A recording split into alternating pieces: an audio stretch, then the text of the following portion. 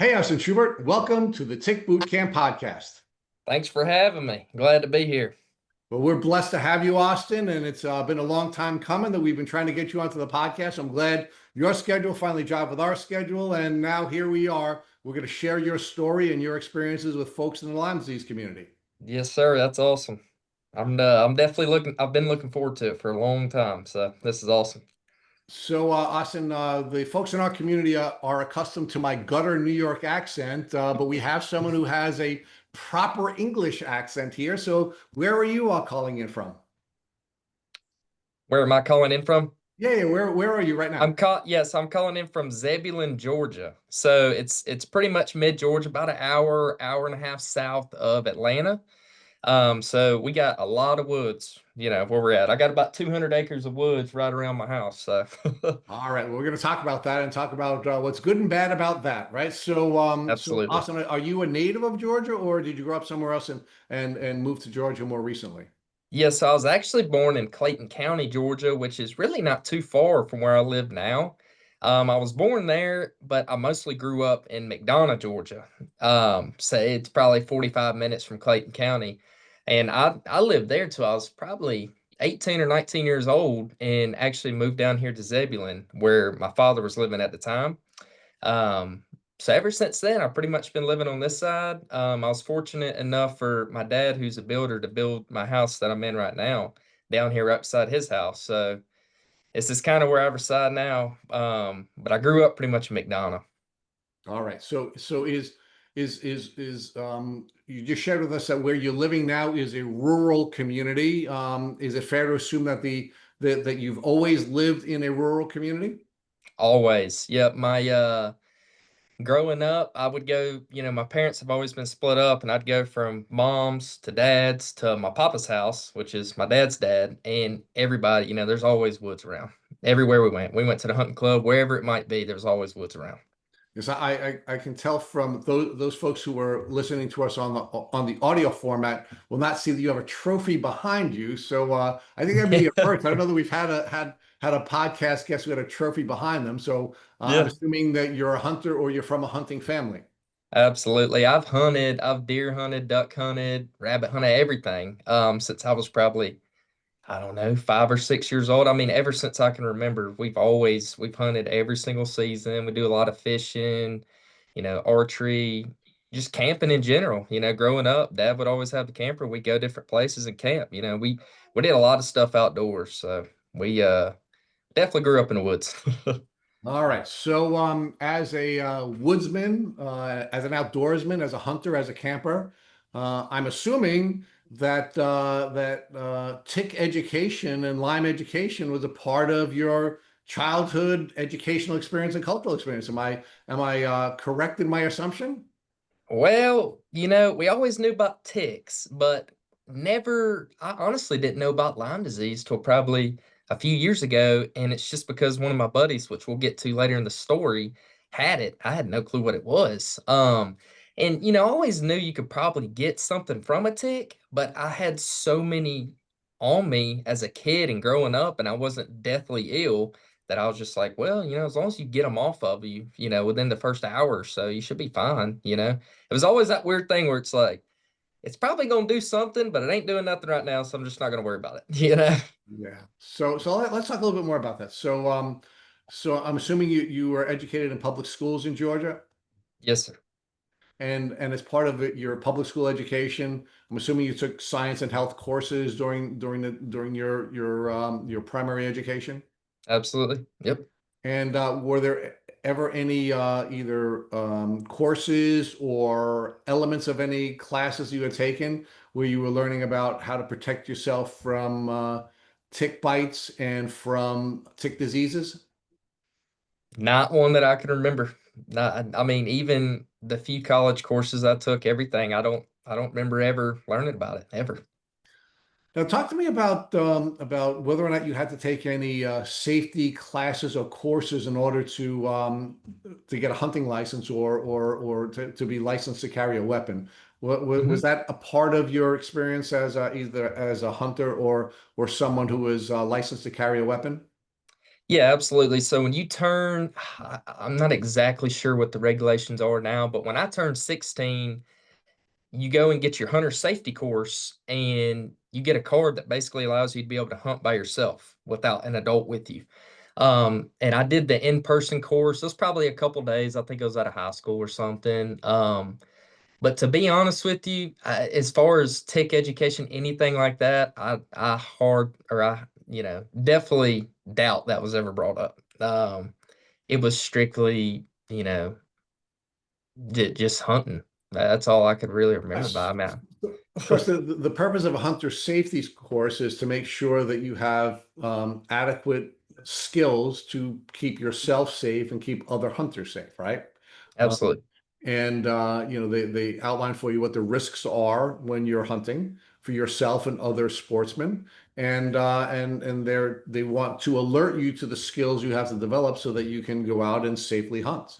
I always find it interesting that so many of the folks that we've interviewed in the past that have taken similar courses to the course you had taken were not given any information about the threats of ticks and tick diseases. Uh, Yeah, as you know, and a lot of people that are going to be listening to this know, they, they won't even say Lyme's in Georgia right now. They won't say it's anywhere. So them teaching us about ticks, that's not even on their radar, not even a little bit.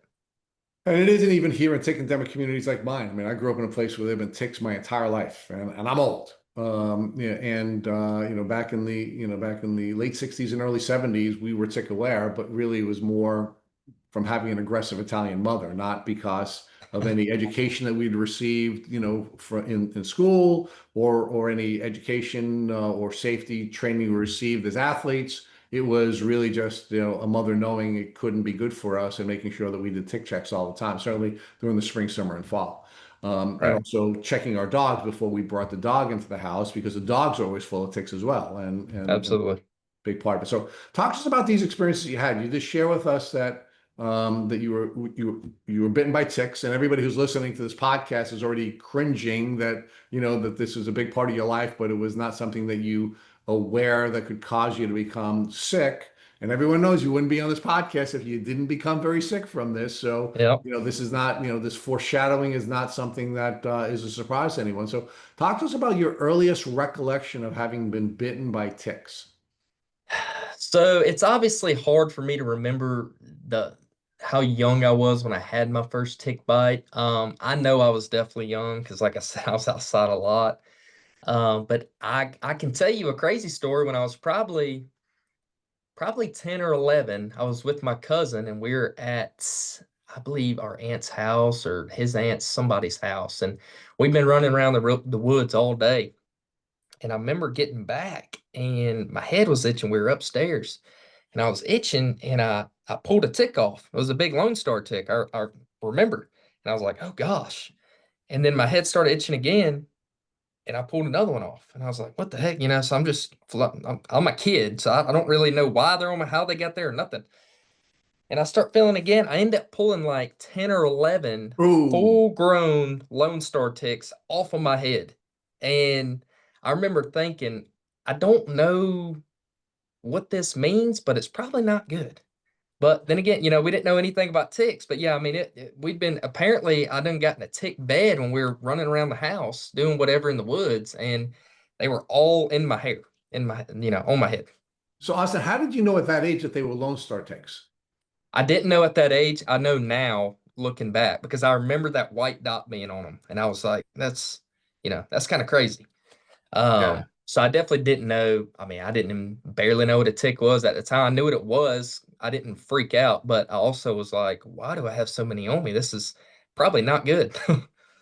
No, it wasn't good. Well, again, I guess the good news and the bad news is with Lone Star ticks is they don't harbor Borrelia, so that's the good news. Right. The bacteria that some folks thinks is the basis of Lyme disease. Hmm. But you're also lucky because Lone Star ticks are generally the ticks that are most likely to give you alpha gal, which is the meat allergy, right? So that's Yep. that's pretty scary. And it's not to say that Lone Star ticks don't carry they do carry other tick diseases, and we'll spend a little bit more time talking about that. So, so you have this early experience as a young child pulling a whole bunch of ticks off your head, which is so Yeah, that's lucky, it. right? Yeah. And now after you had that experience, did you share with your parents you've been bitten by ticks? Did you go to any doctors? I mean, what was the follow-up, if any?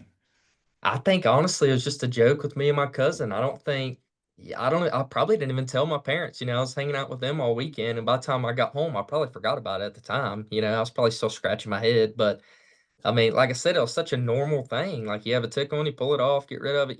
I didn't know anybody that had even got remotely sick from a tick bite. So yeah, we never talked about it again. All right, so talk to us about how what was your health like during the course of your childhood? While you're getting all these tick bites and you're having all these these bugs spit into you from the bugs that were biting you.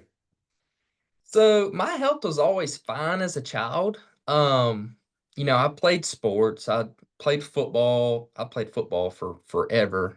Baseball, of course, hunting. I did a little bit of everything. And my health was always fine, but I will say growing up, I would always be kind of more fatigued than I noticed my friends were.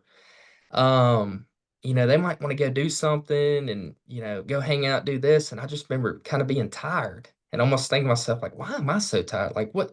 I'm not doing anything else different. Maybe I wasn't drinking enough water, whatever, but still, I'm like, why am I so tired? I never really put two and two together until, this past year or whatever. But yeah, so I would say that's the only thing. I never had any major health scares that I can think of.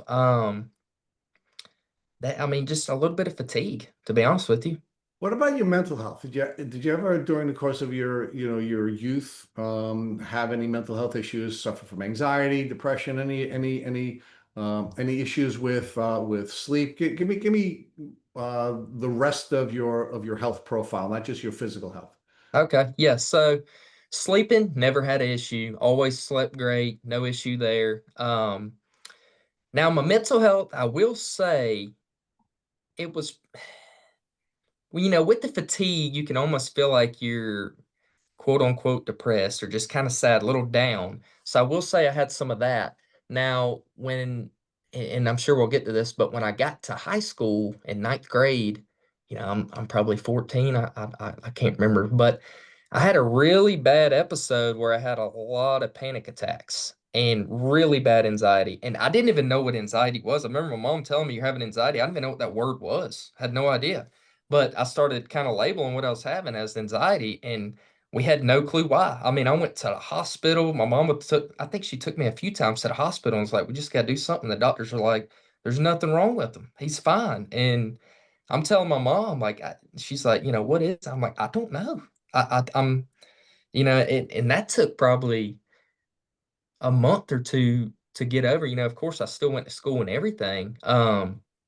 I developed really bad stomach issues along with that, and we just kept kind of running with that. But yeah, my mental health, that was the first time I ever, you know, kind of just lost it mentally, and I didn't know why, had no clue why. Nothing crazy had happened.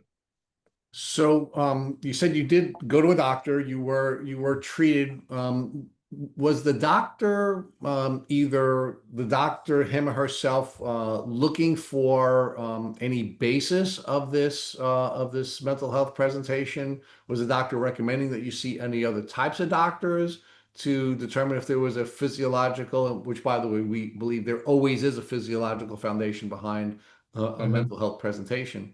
Was there any search for what was causing you to have this presentation? No, there was no trying to look for the root cause or anything like that. I do remember going to the doctor one time, and the doctor, which he was a nice guy and everything, but he wrote down kind of how the brain works as far as like anxiety and stuff and tried to get it where I could understand what it was.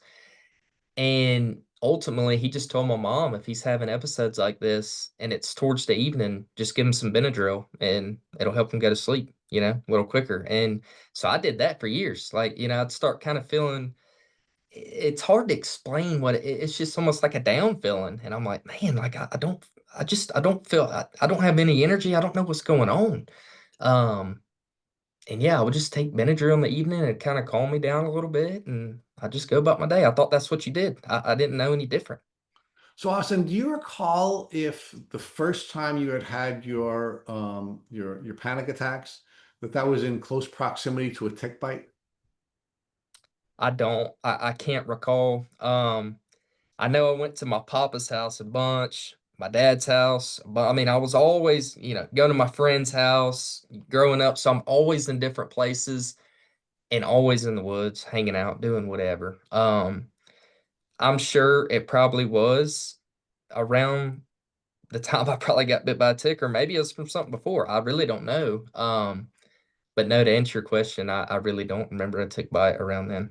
So how did your mental health issues develop? Was it isolated to that one window of time where you had this couple of month experience and you were now either prophylactically or I guess treating this with Benadryl, or were these episodes continuing to take place? So it was pretty much as far as bad episodes like that, it was really just my ninth grade year. It would, and it could have been hormones along with that, whatever I had going on. But that was the worst of it. I really didn't deal with it too bad after that, but I would get episodes of anxiety just out of nowhere, just very random. And I didn't know why. I never knew why. I never had anything, really crazy happen to make me feel that way. But yeah, I would say really it was just my ninth grade year. I was just mentally unstable. Okay, so we had just to bring us to what the symptoms were at that time. So you had fatigue, and it wasn't kind of tiredness you would witness in any of your friends or any of your teammates or family members. So you had a higher level of fatigue. You had this window of time where you had panic attacks and you had anxiety. How did your physical and mental health develop after that ninth grade year? So while I was going through that, I had, like I mentioned already, the stomach issues, and that was so bad to the point that I ended up getting a scope down my throat, and they basically looked at my stomach and my esophagus and everything, and they actually diagnosed me with something called esophageal. I don't know the next word to be honest with you, but basically it's where your esophagus is a little smaller.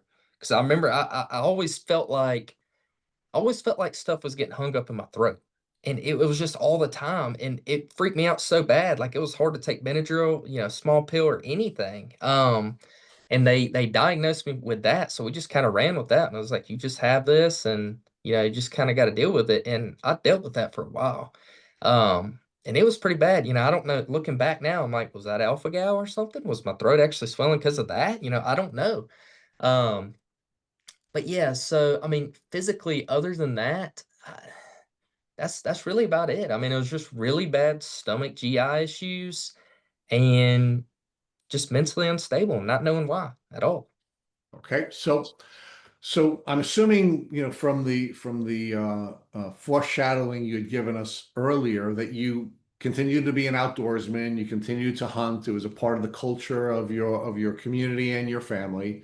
And I'm also assuming you keep finding ticks biting you during all this time. So fill us in on that. I mean, how often were you getting bitten by ticks, and what steps, if any, were you taking after you were bitten by a tick? It's hard to say how often, but I will say in high school, me and my friends, we hunted and we fished every day. And of course we played football, my teammates. But I mean, we hunted and fished as much as we possibly could. So it's hard to say exactly how many tick bites and when I was getting them. But I will say in Georgia, we have a lot of ticks all the time. And it stays hot down here. So it's hard to say as far as how many I was getting. But yeah, we're outside a lot. And I, the opportunity was very high for me to always be getting it. I mean, even if we're at the house, we're still behind the house in the woods doing whatever, all the time. So, talk to us about how your health developed to the point where you became chronically ill. When did you really get sick? Okay, so that. So just kind of fast forwarding that, I ended up getting really healthy my senior year of high school. I felt great. I obviously was working out every day, and I really felt great. I really didn't have any issues or anything like that. But I will say, and I never thought about this until probably about 6 months ago, but it makes a lot of sense now. When I graduated high school, I went with my friend to New Jersey and Pennsylvania for about, I think it was almost 2 weeks. And I 100% got bit by ticks up there because we were walking through the woods to go fish a pond that had tall grass and we had shorts on. And I'm pretty sure I remember the ticks I was pulling off of me. But I definitely got bit by ticks then. But I didn't have any crazy symptoms pop up right away. Now, fast forward probably 8 months or so, physically, still a little fatigue. I always dealt with that. I kind of just got used to that. But I started noticing it was hard for me to remember things. And my memory was kind of bad. And sometimes I would notice when I was talking, I'd almost like slur a couple words, and I never knew why. And the only thing I could go back to was it was from football. Like I played football for so long. And at that time, the CTE, all that stuff was coming out. And I was like, man, there's nothing I can do about that now. I was a great football player, but now it's hurting me. And I always just put it on that. And of course, I never thought about, the tick bites up north or anything like that. But I kind of always dealt with that, but never got chronically sick until I would say I was about 23 or 24. I moved into a house not far from here. And it was the only thing I could get at the time, but it it definitely had a musty smell to it. And I knew it had that in the beginning, but I was like, just put some wall plugins or whatever, make it smell good. Well, I ended up living in that house for 2 years. And during the time I was living in that house, I lived there alone, just me and my dog. I developed really, really bad OCD. They call it pure OCD with intrusive thoughts.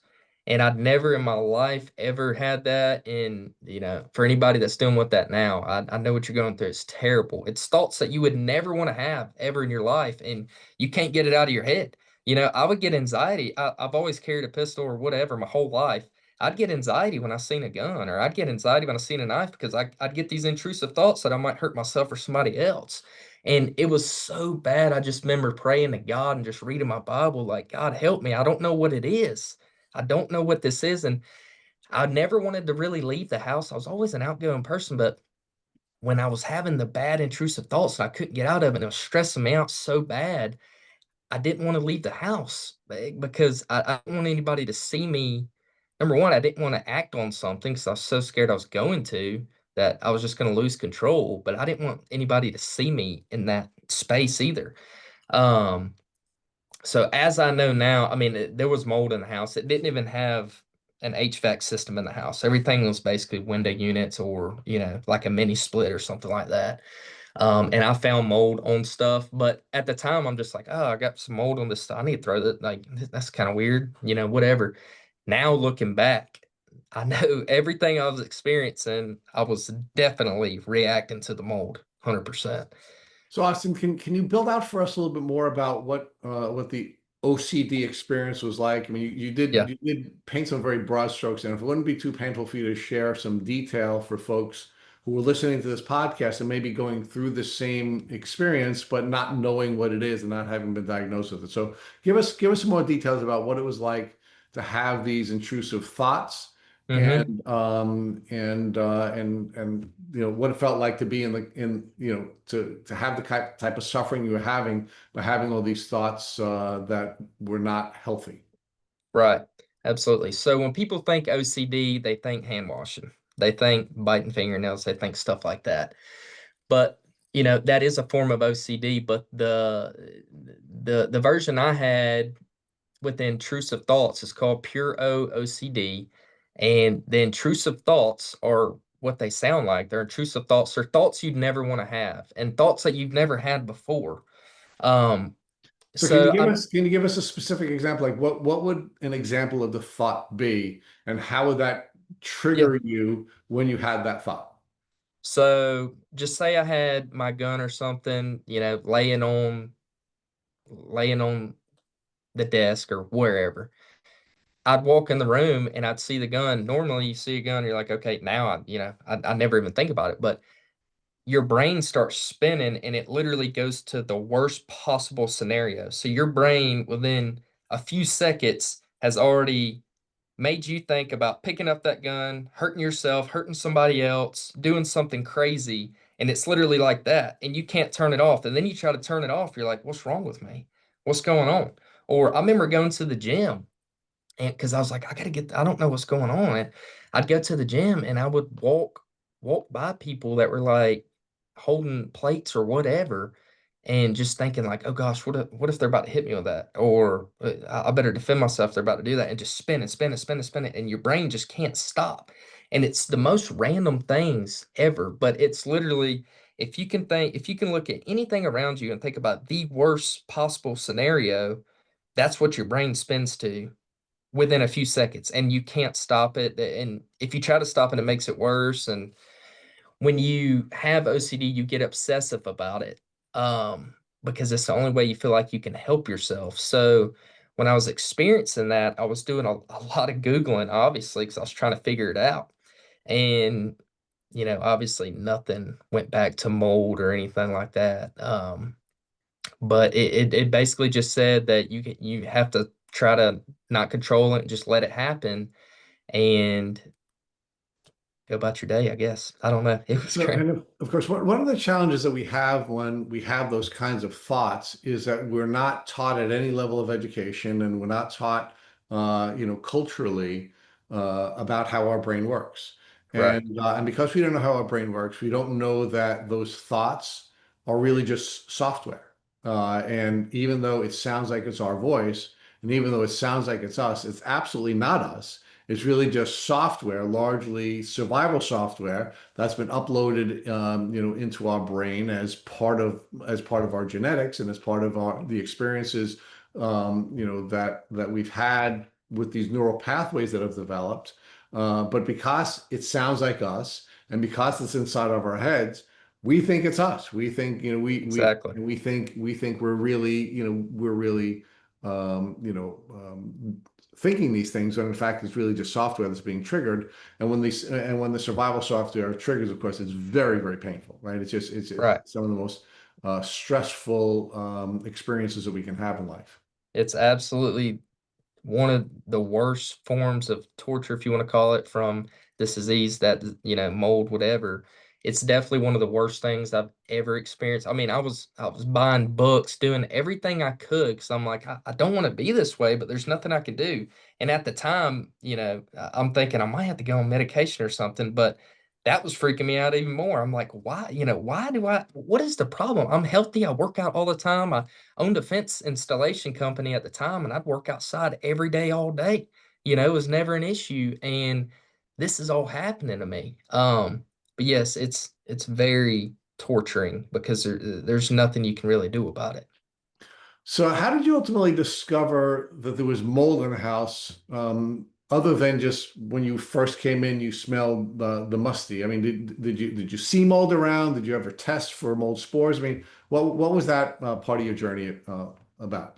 So the biggest way I kind of felt like those mold in the house is my clothes, if they were in the house for, a week or however long, and then I'd leave the house, I could smell like almost like a musty smell. And I'm like, what the heck? I just washed this. Why is it so bad?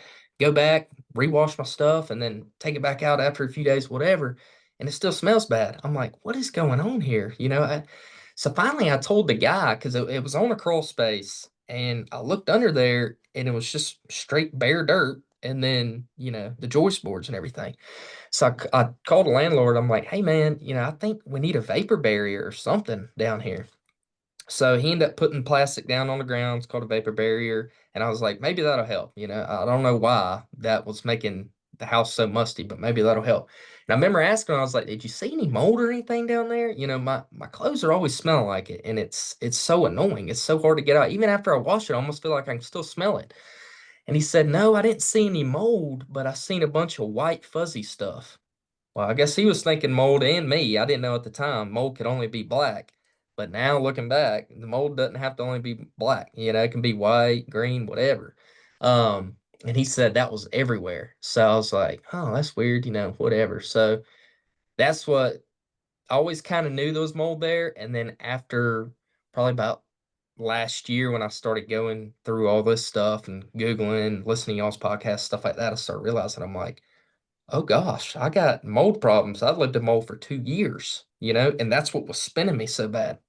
Yeah. So, of course, we know that there are some strains of mold that can cause, for you to have the symptoms that you are suffering, or, well, I should say, in addition to, the impact that some strains of mold can have on you and your mental health, mold is immunosuppressive, right? Right, It is going to suppress your immune system.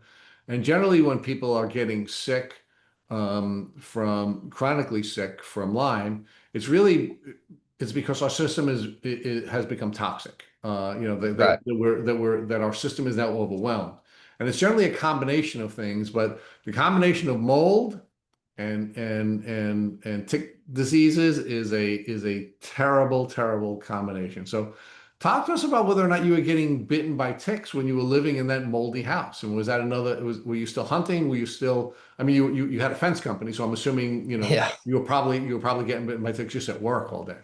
Oh, yeah. I mean, I was getting bit by ticks all the time. The same deal. Always hunting, always fishing. I worked outside doing fence for a living. I was always wearing shorts, generally.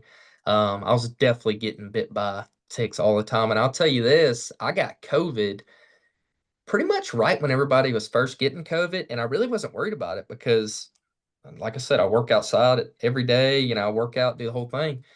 When I got COVID, it felt like it about killed me. Seriously, I couldn't get off the couch for a week, and I'd never experienced anything like that. But if I walked 4 steps, I my heart was racing so bad I couldn't breathe, and just Is that when, Lawson, was that when you were living in the moldy house? yes.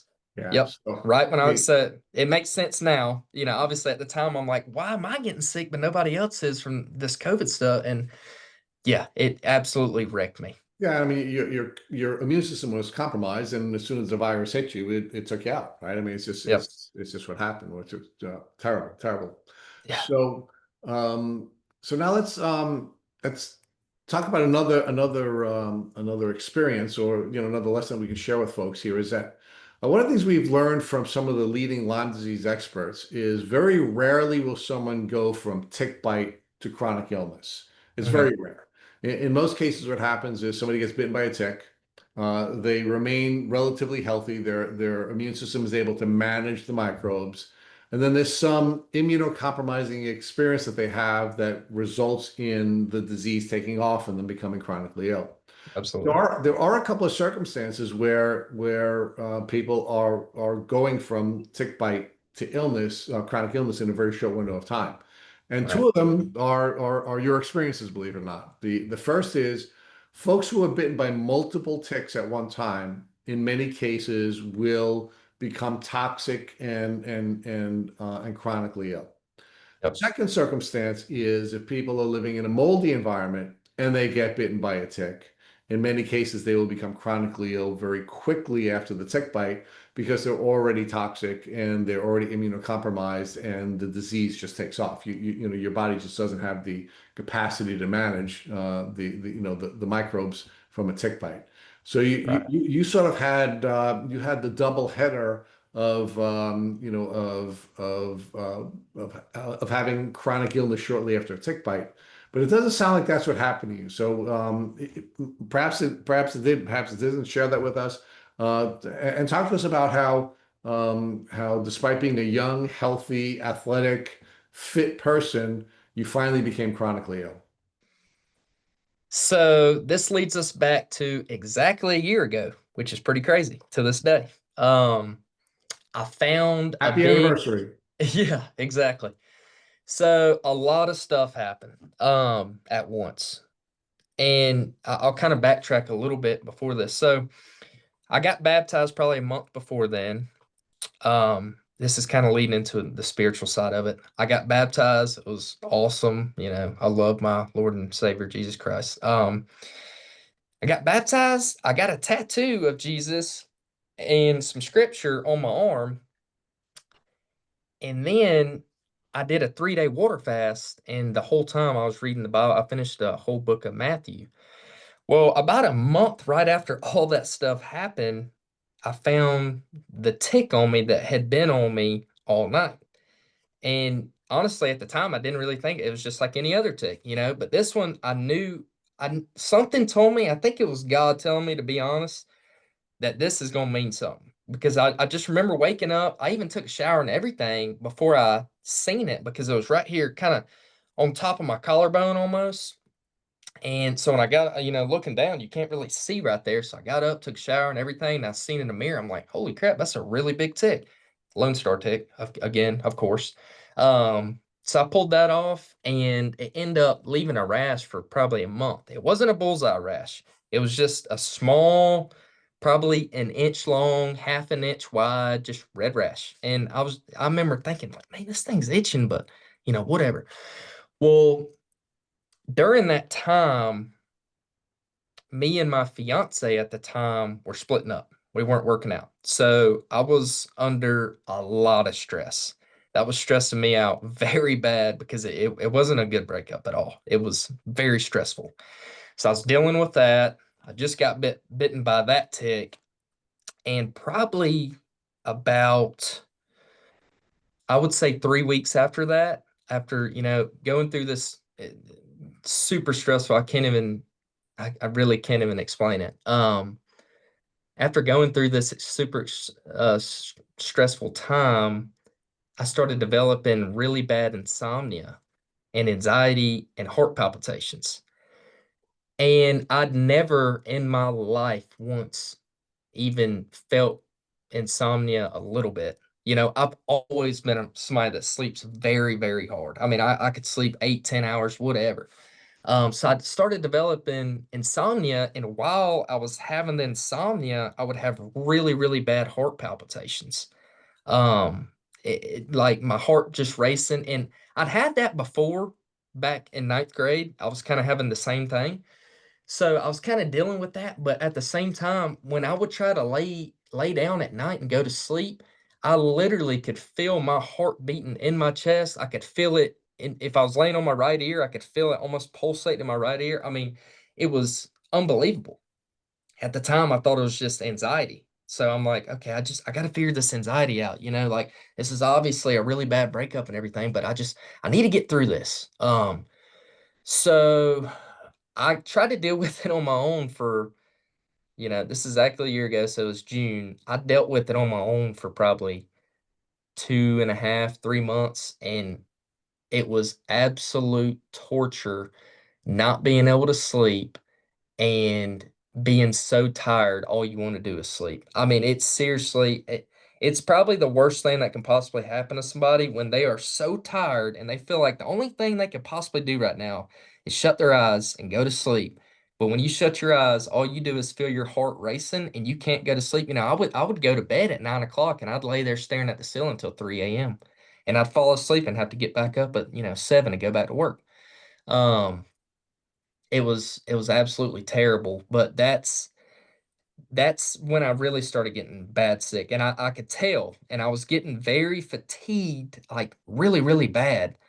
I didn't hit my breaking point yet, but I was going there. I would call my mom or text my mom every day, all day, just asking like, what can I do? I remember I bought like a $200 app on my phone to try to help with insomnia. I honestly can't remember the name of it now, but I mean, I paid the full subscription and everything up front. I'm like, I got to figure this out. And, I'm doing breathing techniques, anything you could possibly look up to try to help you. I was trying to do it and it still would not work. So that kind of leads us in to September. It was actually the opening day of dove season. I think it was September 9th, I believe. It was right around then. So I got up. went dove hunting, of course. Super tired, barely slept the night before, I remember. Went dove hunting, had a pretty good time. Came back, me and my new girlfriend that is with me now, Taylor, love her to death. We went and did something for the day, and came back. And I remember in the evening, I was like, man, I am just so tired. Like I've been tired a lot lately just because I ain't been sleeping good, but I'm like extremely tired. Well, I woke up that next day and it seriously, it felt like a train ran me over and I couldn't barely move. And I was just completely brain fog. I didn't even know what brain fog was. Brain fog, couldn't think. I had to go somewhere later that evening. I was just trying to tough it out. We went to eat at a restaurant on the way. And I mean, I was such bad brain fog. I left my debit card there afterward, which I had to go get the next day. Just terrible. And I was like, what is going on? Like, something's got to be up. So I go to work that week and the same deal, obviously I'm feeling terrible and the whole thing. And I get so sad out of nowhere. I don't even know what's going on. I get so sad. I have to call my mom and I'm just bawling her out. She's like, what's the matter? I'm like, Mama, I don't know. I feel like I'm dying. Like I feel like I am literally dying. I don't know what's going on. I don't know what else I can do.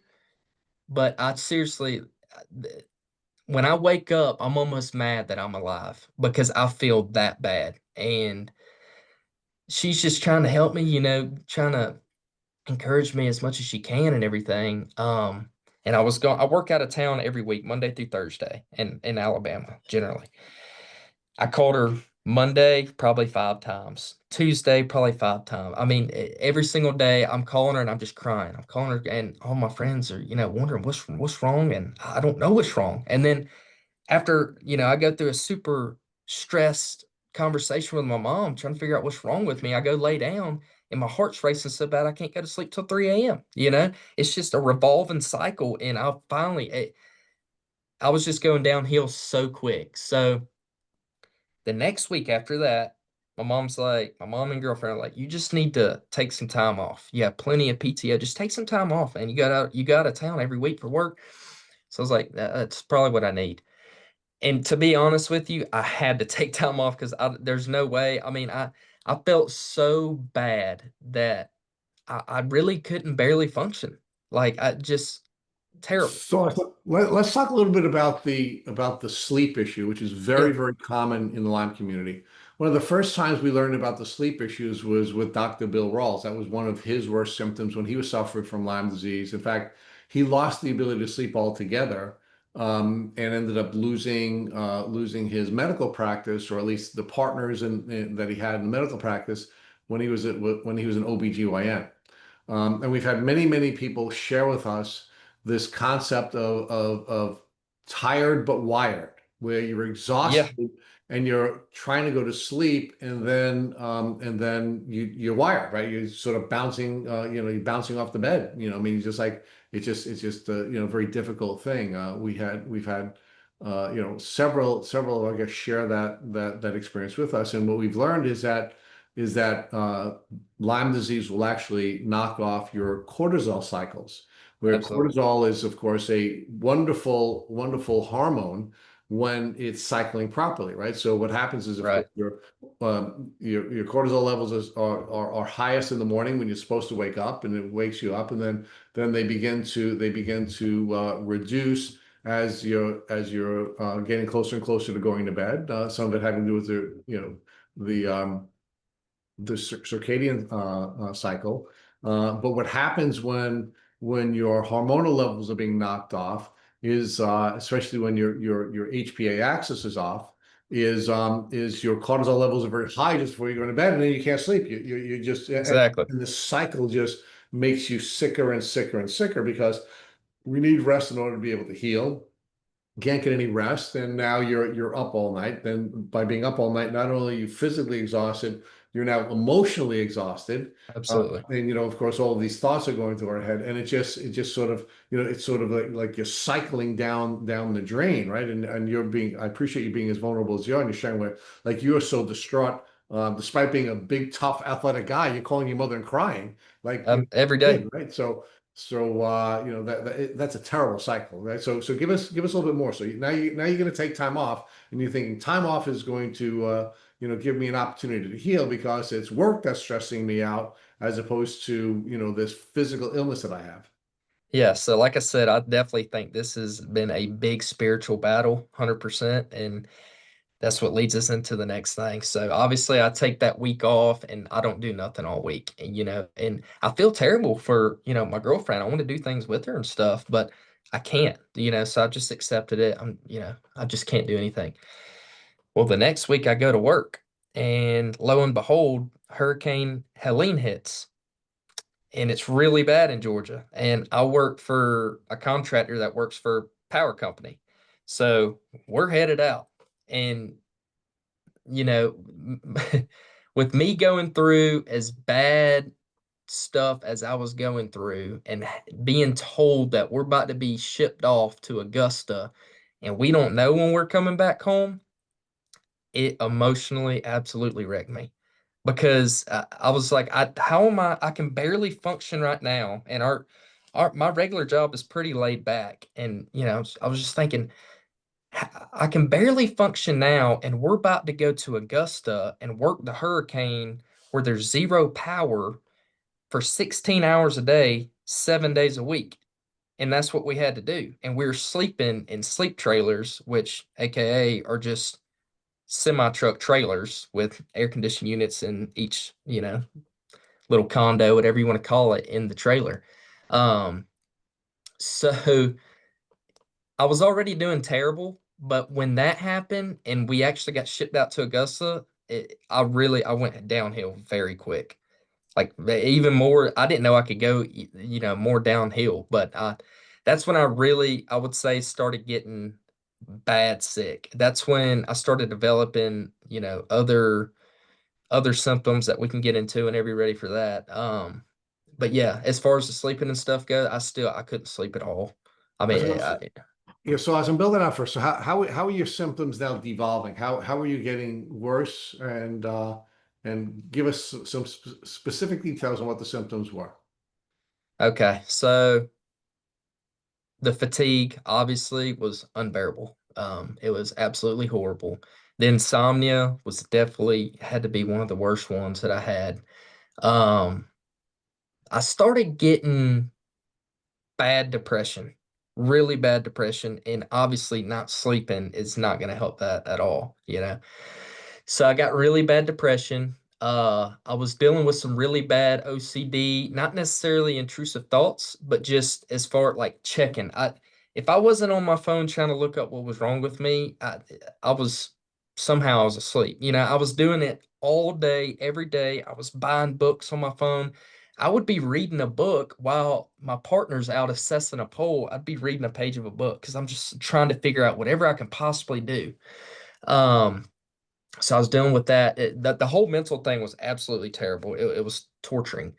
But I started physically, other than the fatigue, I started developing leg weakness just kind of out of nowhere. My legs were getting very weak, and I noticed it. I remember specifically, it was probably 5 a.m., and I'm walking out of one of the sleep trailers to go to work. And I walked down the stairs, my legs started kind of shaking, and I was like, I must just be tired. I didn't barely sleep last night, so I guess my body's just probably tired, whatever. Well, the next day is the same. The next day is the same, and it started getting really bad to where I was having difficulty walking. I never got to the point where I couldn't walk, but it was very hard. I'm basically limping around. Um, so I mean, I started having, along with all that, I started having some vision issues. Um, Not necessarily like I couldn't see, but it's almost like I would look at something, but my eyes wouldn't focus on it. And the peripheral even would be off. It's very weird, and I still kind of deal with that now. That's one of the last things I think I'm probably going to get over. But it was almost like inflammation behind my eyes, but it wasn't a headache. And it was like pushing on my eyes, and so I had really bad light sensitivity on my eyes. Stomach issues. I definitely had a lot of stomach issues. just eating, just whatever. I always had stomach issues when I was doing when I was at my lowest. But yeah, that's kind of when it all started going downhill. So now you did share with us that you treated with a doctor during your childhood. Your parents took you to a doctor when you were having your anxiety challenges. Were you treating with doctors all during the course of the rest of your life, or were you largely just dealing with these migrating symptoms until they went away, and then you just sort of moved on? I hardly ever went to a doctor. To be honest, I mean, I went to the doctor when I had COVID. But yeah, no, I wasn't a very big doctor person at all. Okay, I understand that well. So, and I'm sure most of our community understands that well. Maybe even appreciate it even more now that they've seen a lot of doctors. But Yeah.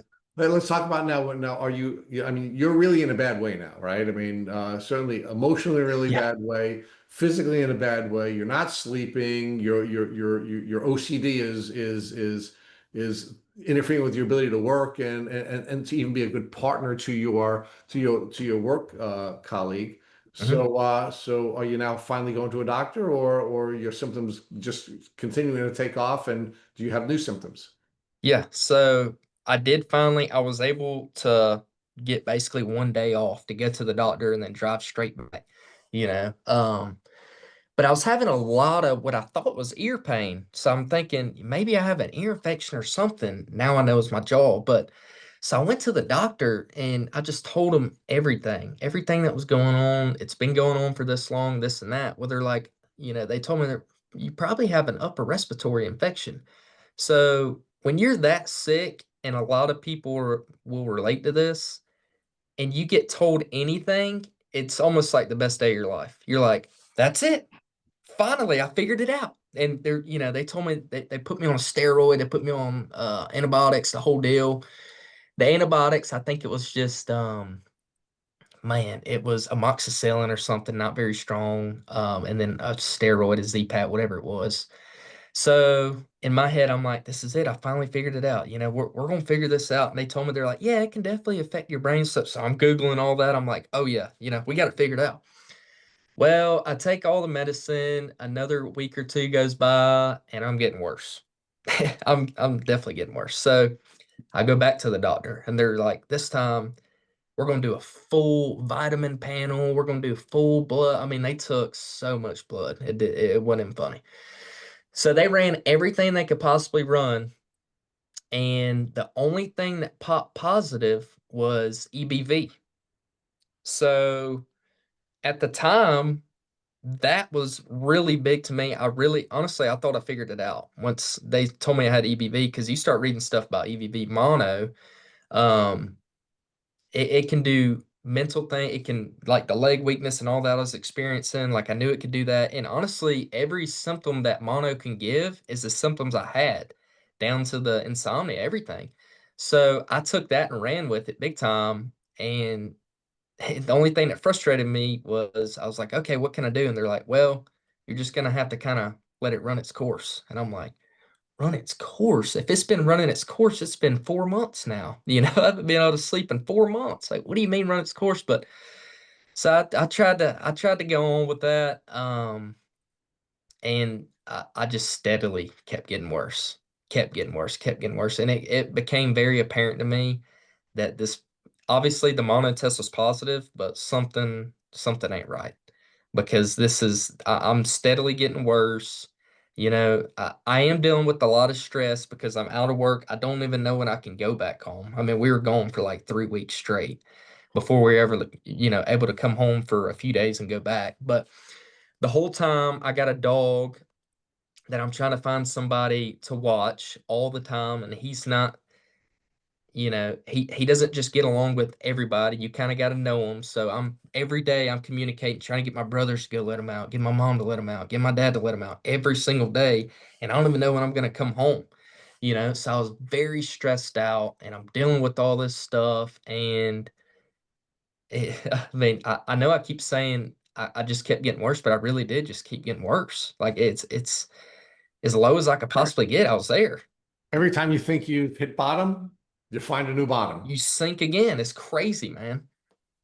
So, one of the things that, of course, a lot of our listeners are feeling anxious about, because we've heard the same story over and over again, is when we don't have Lyme literate medical doctors to treat us. A couple of things seems to be a pattern we see over and over again, right? One of the first things that we see often is when somebody comes in with symptoms like yours and you're treating with a doctor that's not a Lyme literate medical doctor, they'll give you steroids. And the problem, of course, with steroids is they're immunosuppressive. So you felt good for Right. a short time. It may have helped you with some of the brain inflammation that you were dealing with. Yep. So might have helped you with some of the mental health symptoms. But then what happens is it allows the disease to take off even more. It allows the bugs to have, even greater growth because your immune system has been suppressed by the steroids, right? Another thing that's pretty common we see in this community is that when you're going through your panel of blood tests, Epstein-Barr shows up first. Hmm. And it doesn't mean it's the only bug. It just means it's the bug that your system right now is no longer able to manage, right? Because we all have Epstein-Barr virus. It's a part of our microbiome. Our immune systems, in most cases, is managing it. But now, because you're so immunocompromised, this bug is now taking off because your immune system is focusing on other types of bugs that it's trying to manage, or your immune system is now so compromised that it really can't control any bug. And rather than that EVB positive test being a signal that they need to continue to look for other challenges, they like you come to the conclusion that that's what we should be treating. And Right. some of the treatment they used was good, some of the treatment they used wasn't good because there was a larger picture that they were missing. So talk to us about how their failure to see the larger spectrum of disease that you were dealing with caused you to get even sicker and have another floor drop, and you get even sicker despite thinking that wasn't possible. Yeah, absolutely. It was terrible. And what makes it even worse thinking about it looking back is I think the second time I went to the doctor, like I said, when I had that tick bite, I felt like God told me that's going to mean something. And that second time I went to the doctor, they took a lot of my blood and everything. And I remember thinking that they took the blood back and then a nurse came in and I remember telling them, I was like, I got bit by a tick that was only for a long time, 3, 4 months ago, can we check for I didn't even know what the diseases really were, but I was like, can we just make sure I don't have some kind of tick disease? She's like, yeah, I'll let the nurse know or whatever. Well, they never ran the test. She just told me that. So I honestly just kind of forgot about it. But yeah, it definitely, I mean, every time I would call the doctor every other day because I thought I was dying. And every time they would just tell me, we're sorry, but you just have to let it run its course. It's EBV. It's terrible. It's bad. We've had it. We've all had it, and everybody that gets it's bad. But I was like, this can't be, man. This is different. Like I'm a pretty tough guy, and this is absolutely wrecking me. So it made me way worse when you have somebody who you think is the medical professionals that should know everything when it comes to health. When they tell you to just let this thing run its course, but you feel like if you let it run its course, it's going to kill you, it really mentally messes with you really bad. So what'd you do? You know your medical professionals are not giving you the care that you need. You know that you're getting sicker and sicker. Every time you think you hit rock bottom, you find a new floor being pulled out from under you. So what do you do next, Austin? So to be honest with you, it was probably a God sent thing, but I one of the times, weeks go by, really a month or so goes by, and one of the times we're home from the storm, I was talking to my cousin, and I think he wanted, maybe go do something or something. I was like, man, I can't. I feel so bad. I got mono and this and that and the whole thing. And I was telling him, I was like, man, I can't barely like walk. My legs hurt that bad. And he told me, he's like, oh yeah, our buddy Zach is actually his boss, somebody that I used to work for as well. He's like, yeah, he had Lyme disease, man. He couldn't barely walk. And it was kind of like a light bulb went off. I was like, I do remember I worked for him when he had Lyme disease and he couldn't barely walk. And he was like, yeah, you had to do some kind of blood transfusion or something to get back right, which now I know was just the SOT treatment he did. But so I hung up with him and I was like, I'm gonna call Zach. So I called Zach and I was like, hey man, I can't remember the exact conversation, but basically told him everything I had going on. And he kind of stopped me when I got to EBV or mono. He was like, your EBV was positive? And I was like, yeah, man. He's like, okay, go on. I told him everything else. And he literally, when I got done telling him everything, he was like, yeah, man, I had every single symptom that you have right now. And I'm not a medical professional, but I'm pretty sure you have Lyme disease. And for the first time in this whole journey, it's almost like I felt happy because somebody's telling me I'm not just shot out. And what really solidified it for me when I was talking to him is I didn't bring up the depression and stuff I was having because, tough guy. I don't want to do that or whatever, You which don't want to lose you don't want to lose your man card. exactly, which is dumb, by the way, for everybody listening. You should, you can talk about any feelings you have, but he brought it up. He was like, man, when I was going through it, I had bad depression and I thought I was going to be like this forever. And I would wake up and he was like, I was never suicidal or anything, but I knew there was no way I could live like this the rest of my life. And when he said that, I was like, that's exactly how I feel. And that was like the nail in the coffin. I was like, I'm about to learn everything I could possibly learn, about this Lyme disease stuff and tick-borne disease, whatever. So while I was on the phone with him, he told me, he's like, yeah, he was like, man, I went to so many doctors, spent so much money, the whole deal, like we all do. And he was like, I finally got led to the Genesis Center in Cumming. And he was like, man, Dr. Sloan, he's like the witch doctor, man. He's so good. He knows so much stuff. And he kept saying that. And I was like, I got to meet this guy. So I think I tried to set my appointment up like the next day. Well, the Genesis Center, Dr. Sloan keeps it very small. It's family ran. So it's not a huge organization or anything. And they just get really busy, man. Like they get very busy. So my quickest appointment to get in, we're in October now. My quickest appointment to get in is like middle or end of February. And once I heard that, I was like, what am I gonna do? Like, yeah, like I obviously that's great. I can't wait to get in and talk to this guy and try to figure out what's going on. But I might die before I make it to there. Like I feel that bad, And so what I end up doing is I set my appointment up, did the whole thing, and I'll go back to Zach's stories real quick. So he told me kind of what he did to help him out. And he told me some different supplements and stuff I can go ahead and start taking. And then he told me about the SOT therapy that he did. And he told me, it's like, man, it took a long time. It's expensive, but it's the only thing that got me back to where I am now. And now he runs, 10Ks. He works out every day, does the whole deal. So fast forward to when I was trying to set up my appointment, and it was middle into February. And to be honest, I got very, very sad because I was like, man, I'm trying to make it till then and I don't know if I can.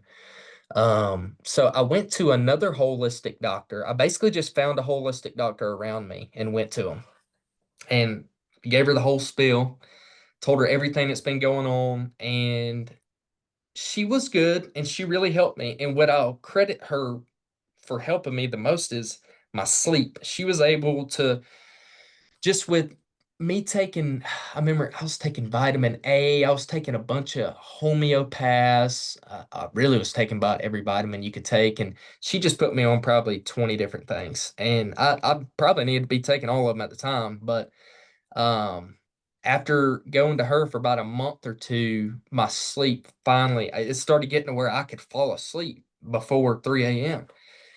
Which was, at the time the greatest thing in the world. But so basically, I went to her and I knew I was just going to her to kind of fill me in till I get to the Genesis Center.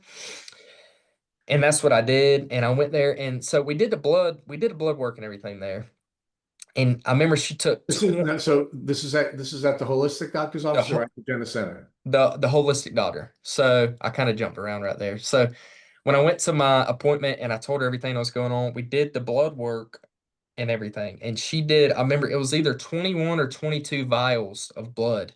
I thought I was going to pass. I mean, I was sitting there for what felt like 30 minutes. It was the most blood I've ever seen.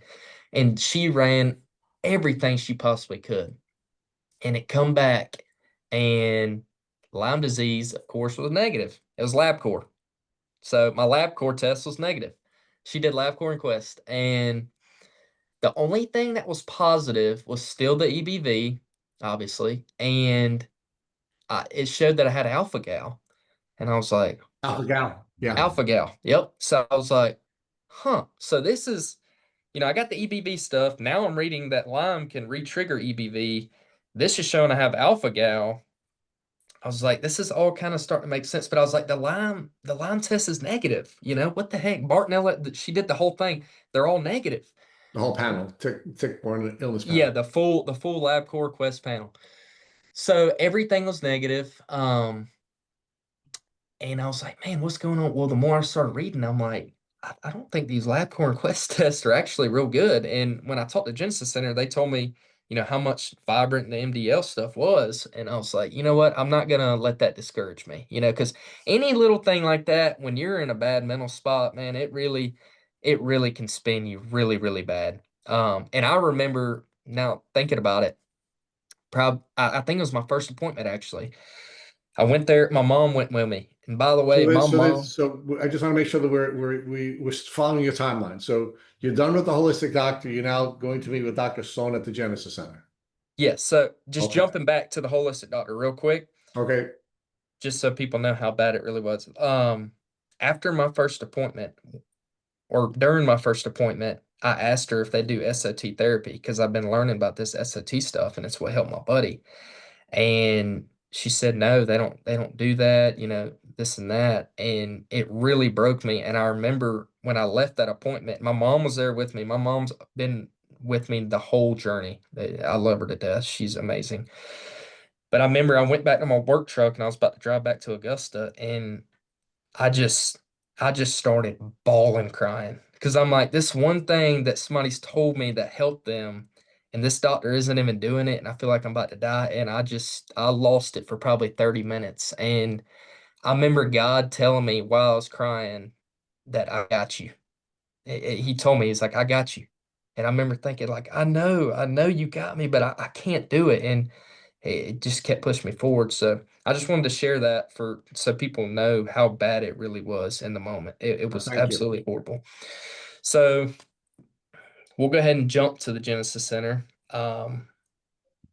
So, So so Austin, if I could just interrupt for a second, I just want yeah, folks to know that we've actually interviewed Dr. Sloan from the Genesis Center. He was episode 389 of our podcast. So, if folks want to learn more about Dr. Sloan and the Genesis Center, he's an awesome guy. We did an awesome interview with him. We have some more to share with folks. So, now tell us about what it was like at Dr. Sloan's office and how is it different from all the other doctors you'd ever seen before? so number one, when you walk into Dr. Sloan's office, um, there's Bible verses everywhere, and it just you just feel like you're finally welcomed. He's got posters and stuff on the wall that shows symptoms, and then it says, Bartonella or Babesia, whatever it might be. And it's just like, wow, like they're actually they're making me feel like what I have is actually a real thing. Um, and when I first went in, I believe it was just for the initial blood draw and everything like that. And the ladies were so nice. Chastity and her nurse and everybody up there, they're so nice. I love them to death. But yeah, so my first appointment there it was just blood draws for the Vibrant, um, the MDL, and they might have did a lab core too for like Rocky Mountain, something like that. But we get the test sent off and usually takes about a week or two to get the results back. And I finally get the results back, and the Lyme disease, the VS, I think it's VSLEL1 or something like that. It's positive for Borrelia. I have two or three other bands positive for Borrelia.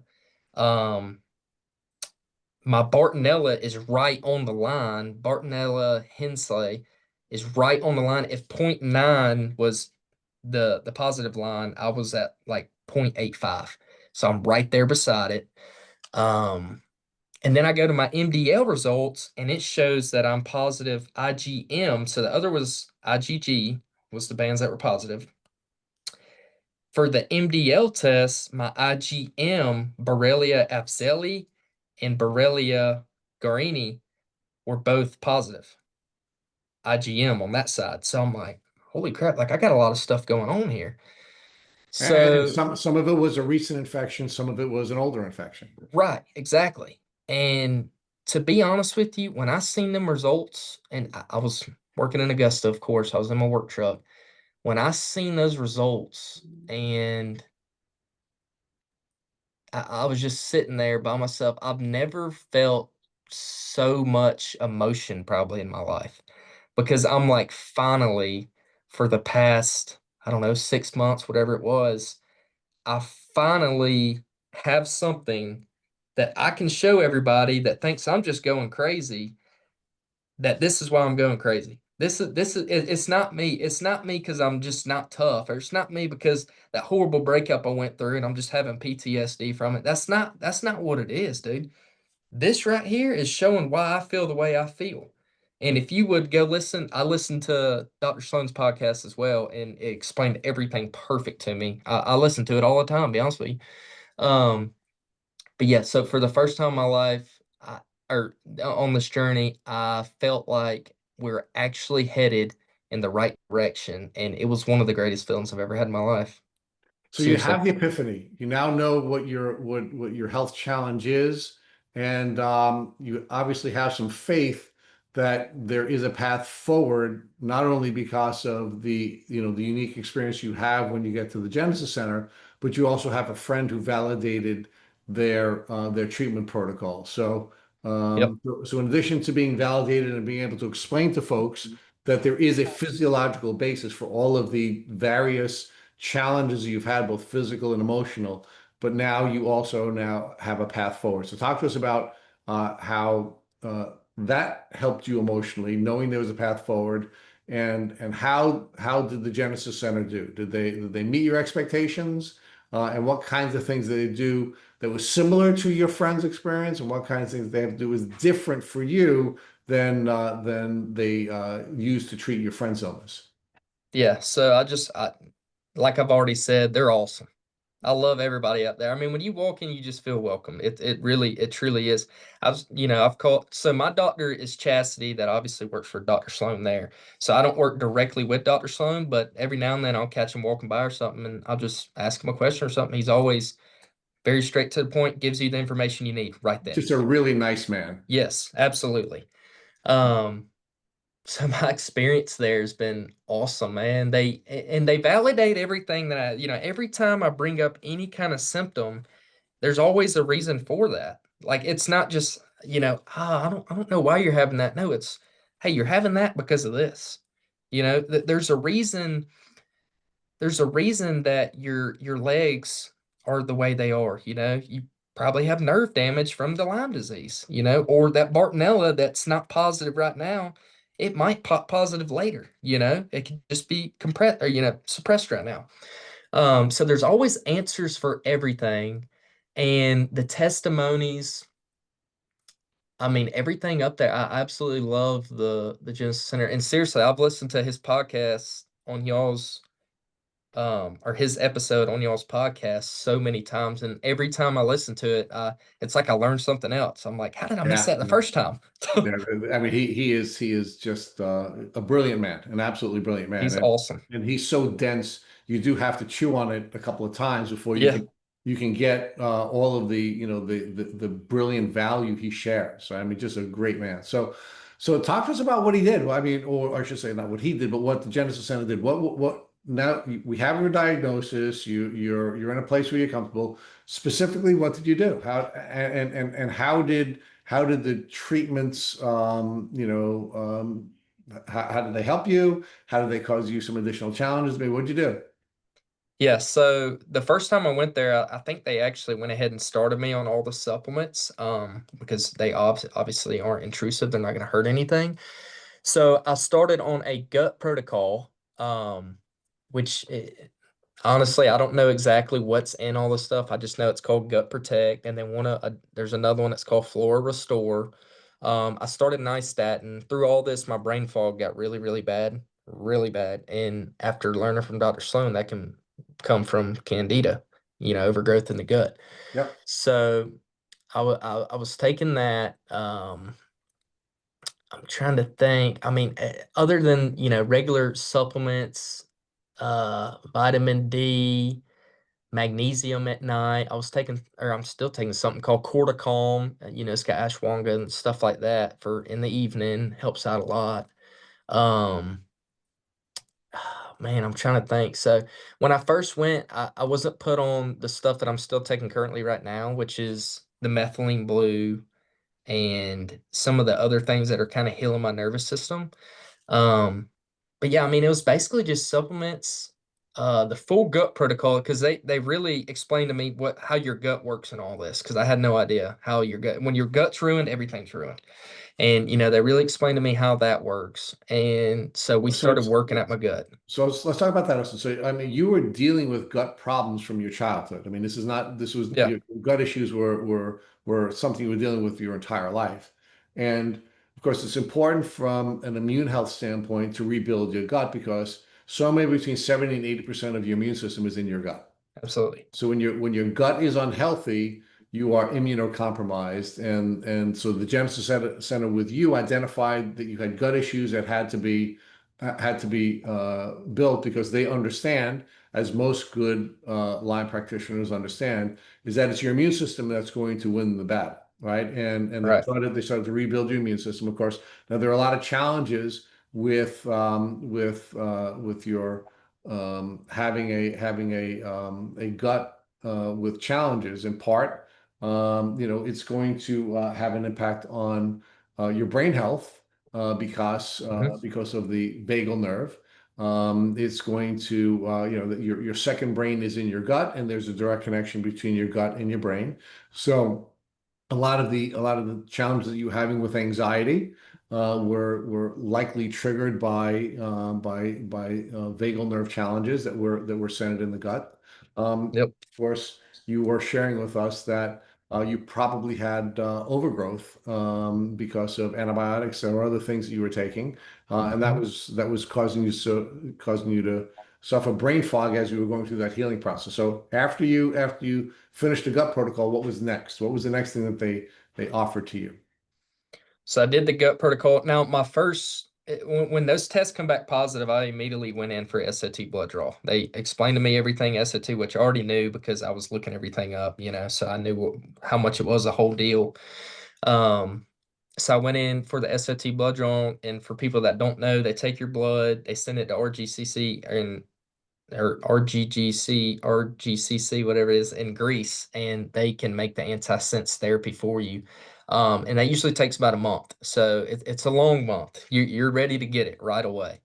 So while that's being sent off, they started me on methylene blue, which I think has definitely helped me a lot. And during this journey, I had to when I went to the regular doctor, I requested to be on Prozac because the depression and stuff was so bad. Um, so I was taking Prozac and stuff at the time as well. But basically, the methylene blue, man, I wish I had my medicine bag in here. I could go through it right now. I still take stuff every day. Oh, a big one.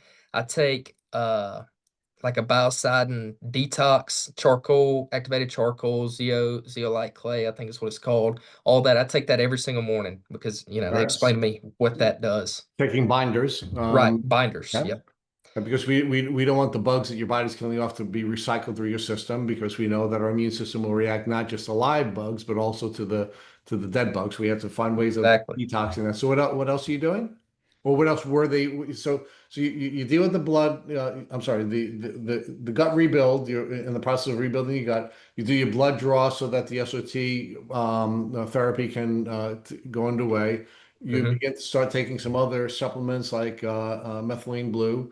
They're giving Hmm. you binders so they can bind it. What else are they having you do?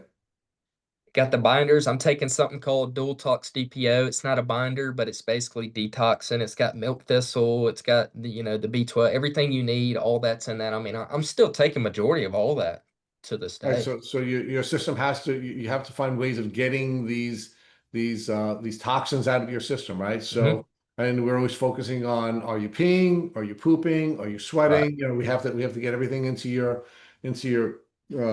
out of your system, into your kidneys and into your liver, and we have to be able to get these out of your system. So are you starting to feel better now? You're building your gut, and you're now detoxing, and getting your detox pathways prepared for larger die-off. Right.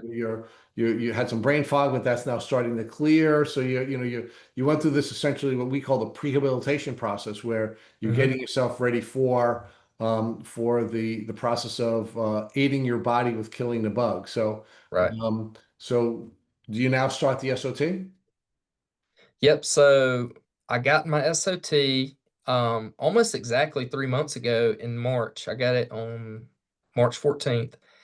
And to be honest, I was having a really rough time right around then. I would feel halfway okay. My legs and stuff, they've been the same pretty much well, they've gotten better, a lot better since, right when it started happening. But my legs I still have some weakness and stuff like that.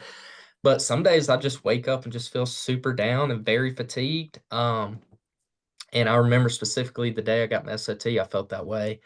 But so I did that, and my experience with that was obviously it was very easy. I mean, it's literally an IV they put in you, and well, I know this is audio only podcast. So I was going to show you how small the SOT thing is. It'll blow your mind. It looks like one little water droplet in the bottom is the whole everything. Obviously, they put that in saline stuff like that and give it to you in IV, but.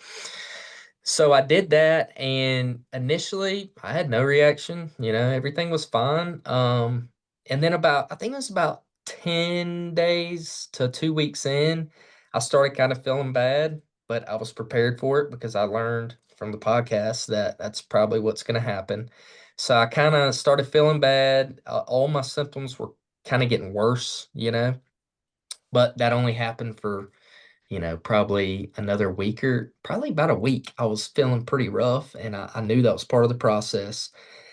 And pretty much ever since then, I've been sticking to the regimen. I take my stuff every day, and it's just like I slowly, obviously it's been 3 months, but I'm just like slowly, even if it's a 0.5% a day, if I'm getting 0.5% better every single day, I'm just slowly getting a little bit better. During this journey, I lost about 25 to 30 pounds at one point, and I was very skinny. There was nothing I could do. I was eating probably 6,000 calories a day. I mean, it was unreal how much I was eating, and my weight was falling off. I had no clue why. I've never had that problem in my life. But as after the SOT and everything, after I got through those first 2 weeks and I just kept with the protocol, my weight finally started coming back. And now I'm right back at the weight I've always been. But yeah, that kind of leads us back in. I mean, like I said, I'm 3 months post SOT, and I just went the other day and talked to Chastity, and she was asking me how I felt before the SOT versus now. And my answer was I feel about 70 to 75% better. And it's only been Wow. 3 months. So Austin, are you back to work? And if you're back to work, are you comfortable that you're performing at a high level? Where are you professionally? Yeah, so I've been working the whole time. My boss and all my friends have really helped me out a lot. I mean, they all if I have to go to the doctor, they'll make it work. Like they've been great through this whole process. Love them to death. So I've been fortunate to be able to work the whole time. And this stuff it can be expensive for healing. I mean, insurance doesn't cover anything, so it's It expensive. So it is expensive. yeah, it's very expensive. And the SOT, which, it's great, but it costs a little money. And some people don't have the money. But luckily I was working the storm, so I was able to make that extra money. Basically all the extra money I made from the storm, I just put right back into Lyme disease. But um Yeah, so I can't remember your question. No, I'm just asking how you're doing professionally. I want to give folks, a sense of how you're doing professionally, how you doing socially, everything good Right. with you and your partner, and how you doing emotionally. I mean, give us all that. Okay. So today I feel pretty good, to be honest with you. Like I said, I feel 75% better. The only bad symptoms that I'm dealing with still is the leg weakness, which it's just from nerve damage. It's just going to take some time. I'm actually about to start peptides, BPC 157 and TB 500. After talking to the Genesis Center, I'm about to start doing that process and try to rebuild everything since I'm finally in that phase. But yeah, man, I'm able to work. I work out of town every week. Socially, I have no issues. I really don't have any bad anxiety. I don't have any depression, anxiety. I was able to come off of Prozac also. No issues there.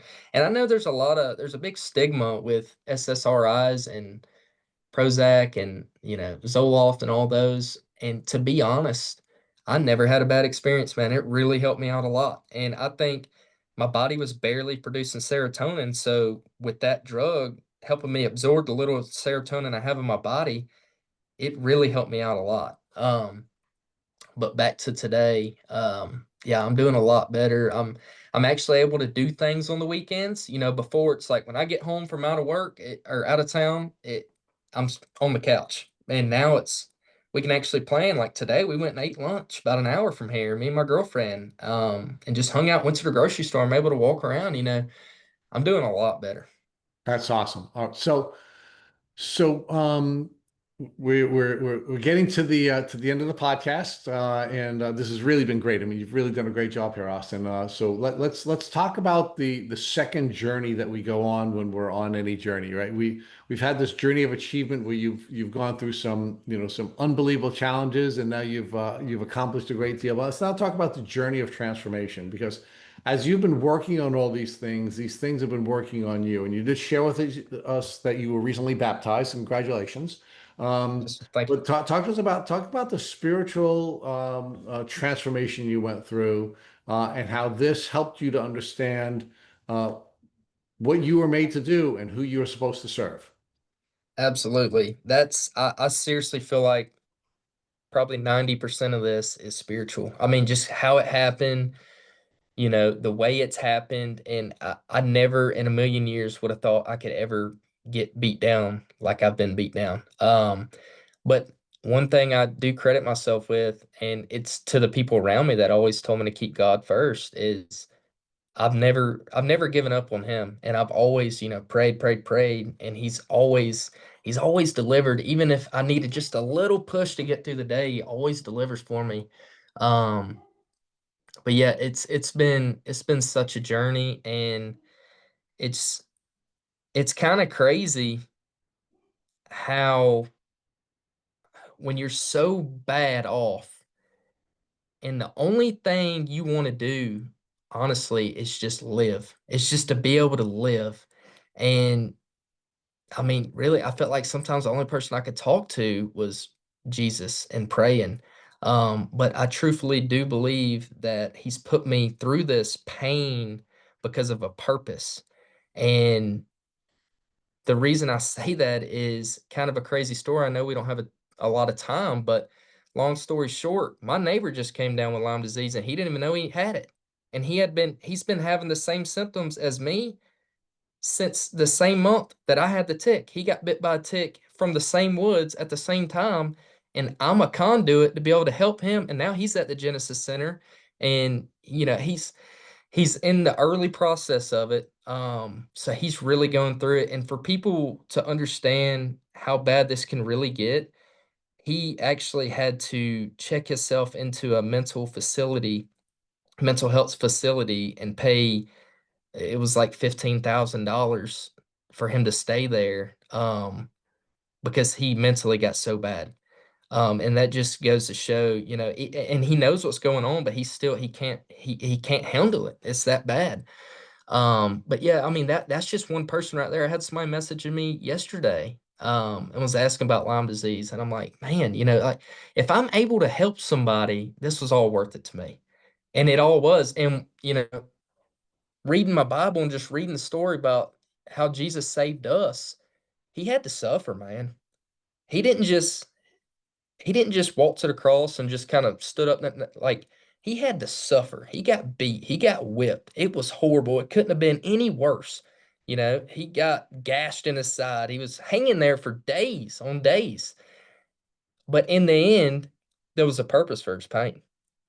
And that's my message to everybody out there is you might be in the darkest spot of your life. And I've been there, trust me.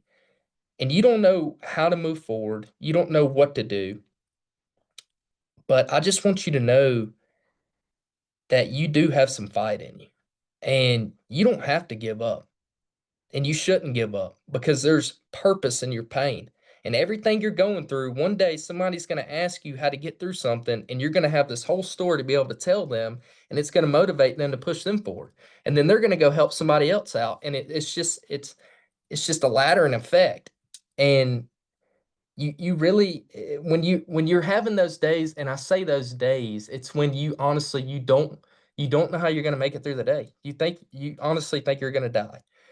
When you're having those days, man, you have to find some grit and do whatever it takes. And I'm not saying going and doing something physically. If it means trying to take a nap, you by God, you take a nap. You and don't listen to everybody that is just trying to tell you to do this or do that and get like listen to yourself, trust God, and keep moving forward and don't give up.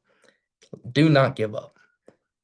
So, Austin, a couple of things you've touched on that I'd like to um, just flesh out over the last couple of minutes of our time together, and that is you talk about purpose.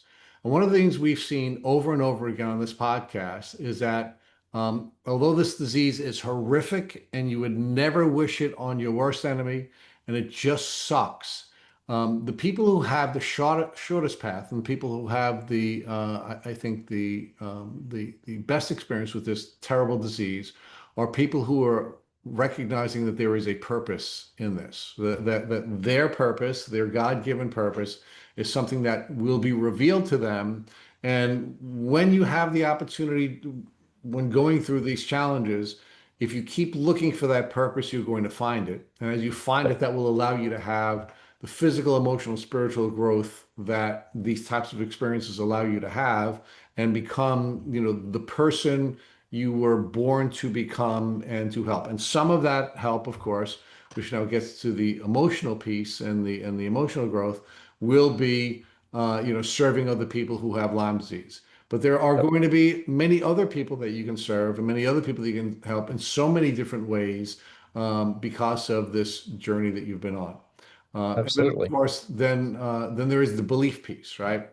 And I will share with you that generally what we find is that believers generally are people who have a shorter path because they have a shorter path to believing they will get better, right? Right. Just you have to believe you're going to get better or you're not going to get better. Absolutely. We keep quoting Henry Ford, who has that famous saying, those who believe they can do something and those who do not believe they can do something are both right, because it is that belief piece, right? So you've talked about purpose, you've talked about belief, and then of course we have the action piece, right?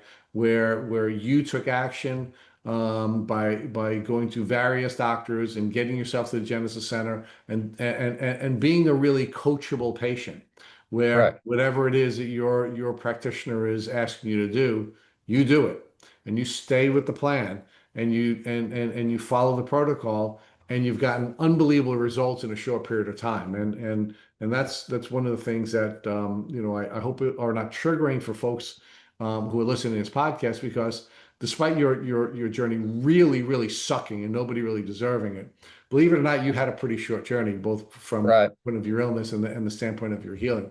We have in some Absolutely. cases people who have been suffering for 20, 30 years, with these terrible symptoms. So, Yep. thank God that you've had a short path, and thank you again for sharing that with us. But I do want to emphasize the framework of purpose and looking for your purpose and believing you will discover more about yourself and your purpose in this journey.